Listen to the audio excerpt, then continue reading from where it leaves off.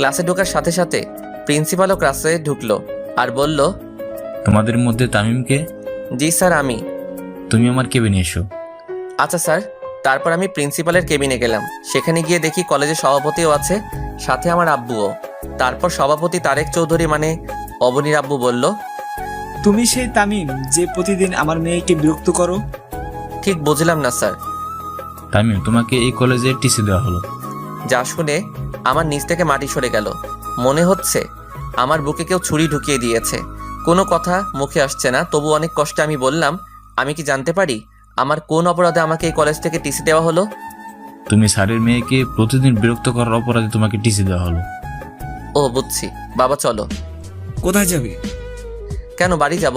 কারণ এই কলেজে আর আমার জায়গা নাই। তখন আব্বু স্যারকে অনুরোধ করে বলল, স্যার প্লিজ আমার ছেলেকে আরেকটা সুযোগ দিন।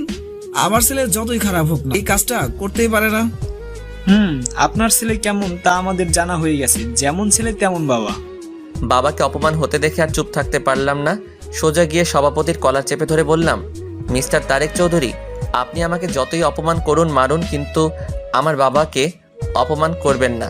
তারপর প্রিন্সিপাল এসে আমাদের ছাড়িয়ে নিয়ে তারপর আমার আব্বুকে বলল, এই যে মিস্টার, আজকের পর থেকে যেন আপনাকে আর আপনার ছেলেকে এখানে আর না দেখি।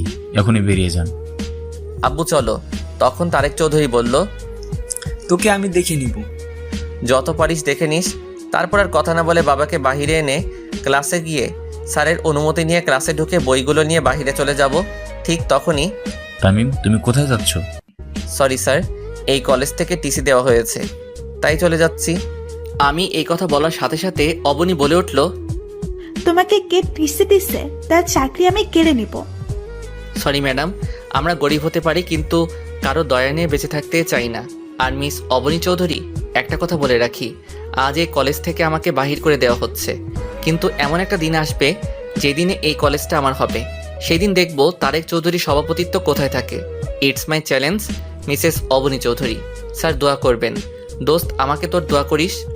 এই বলে ক্লাস থেকে বাহির হয়ে সোজা বাবাকে নিয়ে বাড়িতে চলে আসলাম। কিন্তু এতেই কি তামিমের বিপদ শেষ, নাকি সামনে আরও বড় বিপদের সম্মুখীন হবে? তামিম কি আদৌ জানে যে আরও বড় বিপদের সম্মুখীন হতে হবে? অন্যদিকে অবনীকে নীলা বলল, দোস্ত, ওই খ্যাত এগুলো কি বলে গেল? আমি কিছুই বুঝতেছি না, তামিমকে কে টিসি দিচ্ছে? কিন্তু প্রিন্সিপাল স্যার ছাড়া আর কে করবে? আজ ওই প্রিন্সিপালের চাকরি আমি নিয়ে ফেলবো। তার সাহস হয় কি করে আমার কলেজাকে কলেজ থেকে টিসি দেওয়ায়? তুই কি তামিম মানে ওই খ্যাতকে ভালোবাসিস? ওই একদম খ্যাত বলবি না। আর তামিমকে আমি খুব ভালোবাসি। তামিমকে ছাড়া আমি বাঁচবো না। তুই ভেবে বলছিস তো? এখানে এত ভাবার কি আছে? আমি আমার তামিমকে আবার ফিরে পেতে চাই, তার জন্য আমি সবকিছু করতে রাজি। তারপর নীলা যা বলল সেটা শোনার জন্য হয়তো অবনী প্রস্তুত ছিল না। সরি অবনী, আজ আমার জন্য তামিমকে টিসি দিয়েছে। মানে কি বলতে চাইছিস তুই? আসলে আমি আঙ্কেলকে বলেছি যে তামিম তোকে বিরক্ত করে, তাই আঙ্কেল কলেজে এসে তামিমকে টিসি দিছে। তখন অবনী ভাবল, কি এখন আমি কি করব? আমি কি আবার তামিমকে হারিয়ে ফেলবো? না, আমি তামিমকে হারাতে চাই, কিন্তু আমার বারবার কেন মনে হচ্ছে আমি হারিয়ে ফেলেছি।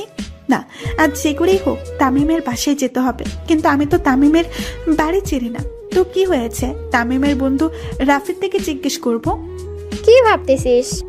কিছু না। এই বলে ক্লাস থেকে বেরিয়ে সোজা বাড়ি চলে গেল।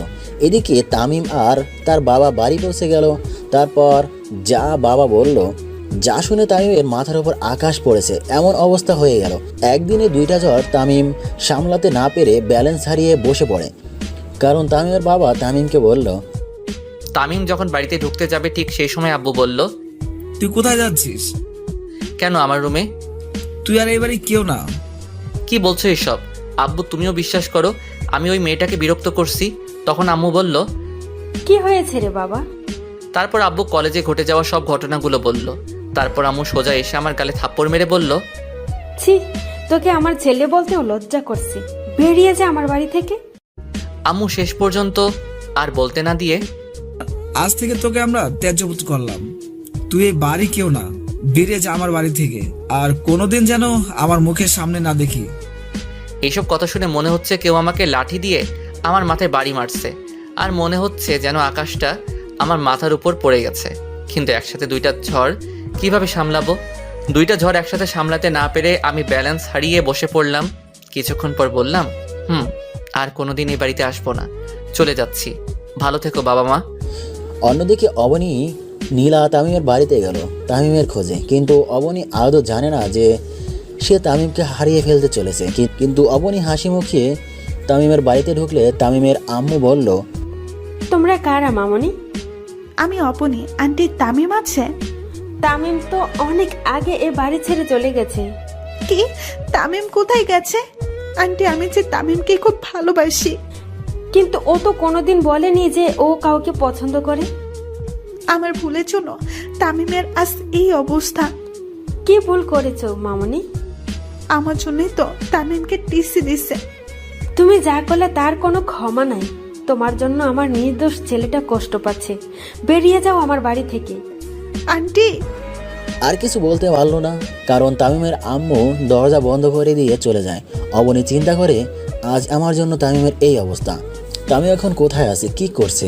আচ্ছা, রেল স্টেশনে গিয়ে দেখি সেখানে তামিম আছে নাকি, থাকলেও তো থাকতে পারে। তারপর অবনী রেল স্টেশনের দিকে ছুটে যায়, কিন্তু কপাল খারাপ, সেখানেও তামিম নেই। এদিকে তামিম তার সব সার্টিফিকেট আর মোবাইল আর কিছু জামানো টাকা ছিল সব কিছু নিয়ে বেরিয়ে পড়লো অজানা রাস্তার পাড়ি দিতে, আর বলল, জানি না কোথায় এই রাস্তার সমাপ্তি হবে, জানি না এখন কোথায় থাকবো। তারপর এইসব ভাবতে ভাবতে হাঁটতেছি। তারপর রেল স্টেশনে গিয়ে ট্রেনের জন্য অপেক্ষা করলাম। অবশেষে অপেক্ষার সমাপ্তি ঘটে।